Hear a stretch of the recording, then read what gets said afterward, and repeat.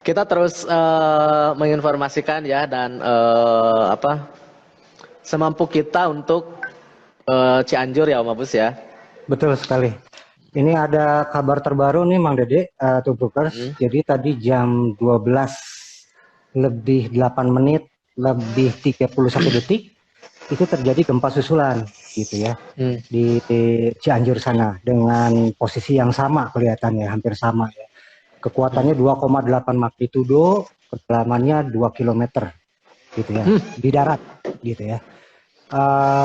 Jadi itu kontributor kita itu ada informasi dari sana. Kebetulan lagi di rumah sakit Sayang. Jadi orang-orang pada kembali panik itu di kejadian di saat itu. Jadi seluruh pasien dikeluarkan lagi dari dibantu oleh TNI Polri, Basarnas, relawan, terus petugas kesehatan gitu ya, untuk dikeluarin lagi dari rumah sakit gitu loh, karena takutnya rubuh gitu kan, karena kan gempa kemarin besar banget. Rumah sakit juga ada dampak mungkin secara struktur yang belum dilihat secara komprehensif. Dikhawatirkan kalau terjadi apa-apa, jadi dikeluarin lagi semuanya teh. Dan kebetulan katanya itu lagi hujan cukup deras. Betul. Jadi mau dikeluarin juga hujan gitu ya, gimana gitu ya. Sedangkan tenda-tenda darurat yang ada di sekitar lokasi rumah sakit Kurang. itu udah kurang, overload gitu kan, ada banyak pasien yang sudah penuh. Jadi waduh karunya oke pisan namanya. Tapi alhamdulillah hujannya sudah mulai reda katanya. Ya ini mah lagi-lagi ya kita mengingatkan di si aya rezeki baik tenaga maupun material gitu ya yang bisa dibantu untuk teman-teman kita di Cianjur, mangga diantos gitu. Ini cukup khawatir kan soalnya gempa susulan soalnya aduh 2,8 magnitudo gede juga kan kalau di darat mah. Dan gitu kedalamannya nggak terlalu dalam. Itu 8 kilo lagi kan. Kerasa. Kalau kemarin kan 10 kilo ya. Kalau nggak salah sekarang 8, berarti kan lebih deket banget gitu. Lebih dangkal iya. Iya, lebih dangkal. Gitu Mang Dede.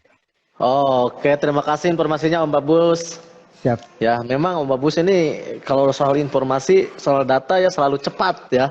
Alhamdulillah kalau ada mah langsung di-sharing. Langsung di-share ya, langsung di-share. Makanya makanya saya sudah tidak sabar ini untuk informasi apa ya yang bakal Om Babus sampaikan pada malam ini tentang Piala Dunia ini. Ya oke, tanpa menunggu lama silakan Om Babus. Siap. Oke, selamat siang. Saya dengan Babus ya Tubrukers. Masih di sini kita bahas tentang warna-warni Piala Dunia ya. Jadi kalau kita bahas sedikit lah ya tentang Argentina yang kalah. Saya sebenarnya terseting gitu ya ke Argentina, tapi karena euforianya luar biasa kan, dan memang sudah secara prestasi mah bisa dibuktikan dia itu memang hebat gitu ya. Bisa kalah dengan Arab Saudi gitu. Saya teh nah saya teh lamun cek takdir cek Allah eleh mah eleh we mau statistik bagaimana mesin superkomputer lamun cek Allah eleh kumaha ada ya tuh ya. Nah, itu mah kan superkomputer bilang dia menang, punya kans. Terus kemarin tuh terbaru tuh ya Mang Dede Tubrukers dari Al Jazeera, itu media Al Jazeera kan tahu ya. Itu dia juga ngebuat analisis gitu loh, yang sama tapi secara manual. Tapi kan karena dia media pasti punya banyak data, itu ternyata juga memenangkan Argentina gitu dari hasil nyatanya. Dan lucunya Om Babus, pas pada keluar stadion nih banyak video yang beredar supporter Argentina marah ranyun gitu. Aneh gitu ya, bingung teh kudu kumaha gitu ya. Aduh luar biasa ya. Tapi ini teh ya berita dari situ pada akhirnya gitu ya. Menurut statistik ini mah ya, jadi dari berbagai media itu, jadi kekalahan Argentina ini membuat untuk pertama kalinya kebobolan 2 gol setelah di 23 laga sebelumnya yang tidak pernah dibobol 2 gol atau lebih gitu. Jadi ini juga rekor sebenarnya sejarah gitu. Jadi tehnya ada di kata teh sejarah gitu ya. Saya bingung tuan rumah kamari eleh sejarah dunia gitu ya. Ayeuna Argentina banyak loba gitu. Benar, banyak kejutan gitu ya. Terus kekalahan Argentina di kekalahan 2 gol ini menjadi torehan sejarah juga gitu ya. Dan sekaligus menjadi mengangkat si Messi menjadi menoreh sejarah juga gitu loh, karena dia berhasil mencetak gol di 4 Piala Dunia secara berturut-turut gitu loh. Nah, asalnya kan dia peringkatnya yang ketiga, dia selevel dengan Gabriel Batistuta gitu ya, yang berturut-turut 3 kali Piala Dunia pernah mencetak gol. Nah, sekarang Messi mencetak sejarah nih 4 gitu ya. Jadi sekaligus dia juga akan menjadi satu level dengan Ronaldo gitu ya, dengan Pele ya, terus dengan si Maradona itu sendiri ya, gitu. Waduh. Jadinya tuh banyak sejarahnya dari permainan tadi malam teh gitu ya. Dan lucunya ini Om Babus, banyak netizen yang komentarnya gini, ya mau kuat atau cenah ngalawan Arab mah. Orang Arab mah geus biasa ngabariskeun atau ngaluruskeun saf cenah. Jadi ketika area ngalawan teh tinggal dirapetkeun safna cenah di tukang teh. Biasa sholat ya, mantap. Oh, ini kita bukan ngerosting ya, ini mah ngomongin netizen yang lagi yang di komentar gitu kan. Betul. Bodoh.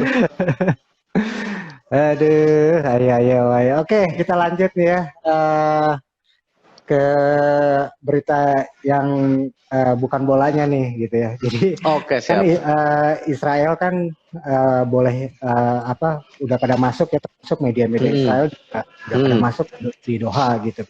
Nah, tapi ternyata si para reporter atau jurnalis dari Israel itu selalu kalau misalnya pas dia lagi wawancara gitu ya, atau lagi mengabarkan berita, kan biasanya dia langsung live tuh, banyak orang lalu lalang gitu ya.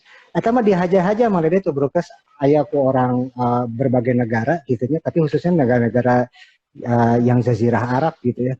Dia ngibarin bendera Palestina gitu, jadi diganggu gitu kan. Wae. Jadi itu teh terusnya kemana-mana tuh dikuntit pas main wawancara pakai bendera Palestina di tukang.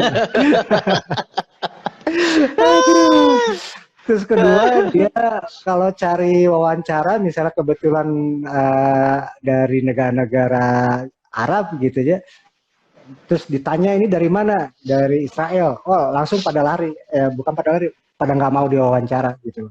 Jadi kasar nama sampai ada yang bilang Israel itu di mana? Israel itu nggak ada, yang ada Palestina. Jadi sampai begitu gitu loh ininya gitu. Jadi ternyata sebelna gitunya.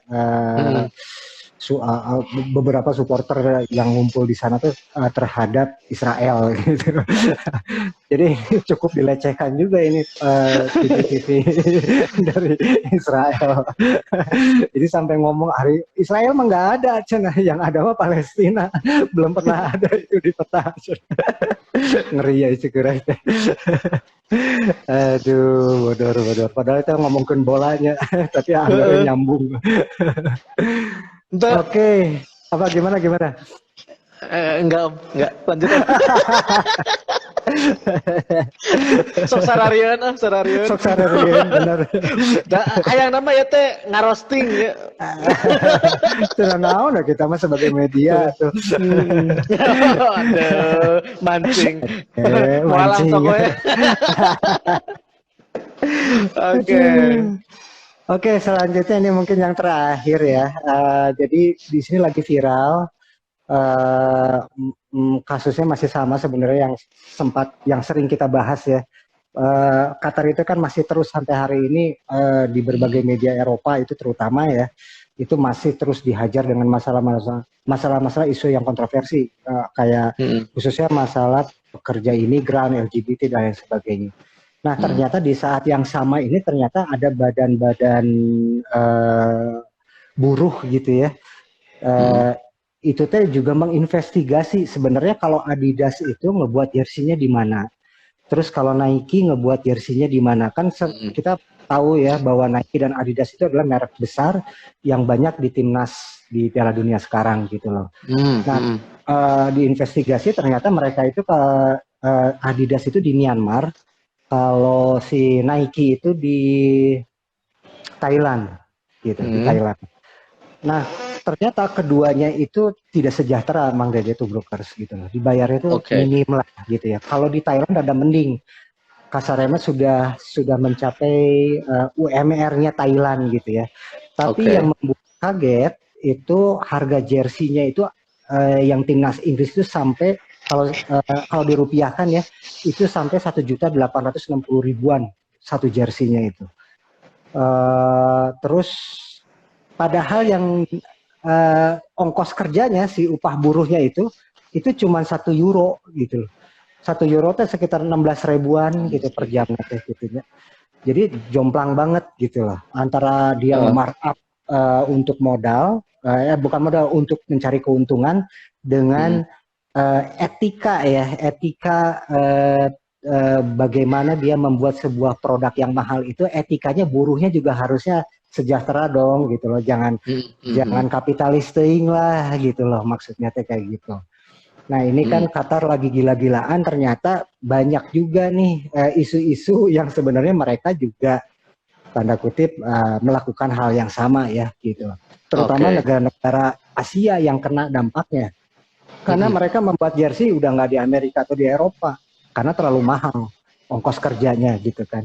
Nah tapi mereka makanya cari ke Asia gitu loh. Thailand itu Nike dan Myanmar ya, itu Adidas. Kalau Adidas lebih kasihan lagi itu kebetulan pada waktu pembuatan Adidas itu lagi bergejolak politiknya kan karena ada kudeta dari junta militer itu kan ya. Jadi pekerja juga sempat diintimidasi keras oleh junta militer di sana gitu ya. Ke rumah geus saeutik dibayarna gitunya ku si Adidas, ku si pabrik-pabrik garmentnya teh gitunya. Ditambah lagi banyaknya tekanan ya dari junta militer di sana gitu. Jadi sebetulnya mah Piala Dunia yang kita lihat teh seakan-akan dunia teh lagi ngontrol Qatar, tapi sebetulnya ternyata tidak hanya Qatar nih yang bermasalah gitu loh. Kalau ini lagi viral banget ini Mang Dede tuh brokers di media-media Eropa ya tentang minimnya upah pembuatan pernak-pernik Piala Dunia yang resmi gitu. Iya. Itu. Jadi sorotan ya, jadi sorotan pasti sih. Betul sekali. Pasti. Nah ini yang terakhirnya sampai ibu-ibu di Inggris kasar namanya, wah ini mah saya merasa dirampok di siang hari. Jadi kasar mah mahal pisan kita jangan beli yang budak mate gitu ya, jersey-jerseynya teh gitu ya. Khususnya buat timnas Inggris. Jadi yang paling ramai ini lagi viral ini ada di Inggris itu sendiri karena menyangkut timnas Inggrisnya itu sendiri. Itu Bang Dede tuh brokers yang bisa saya share. Oke, Om Bagus. Terima kasih banyak. Oke, itu aja ya, mungkin ya berita dari saya. Selamat siang.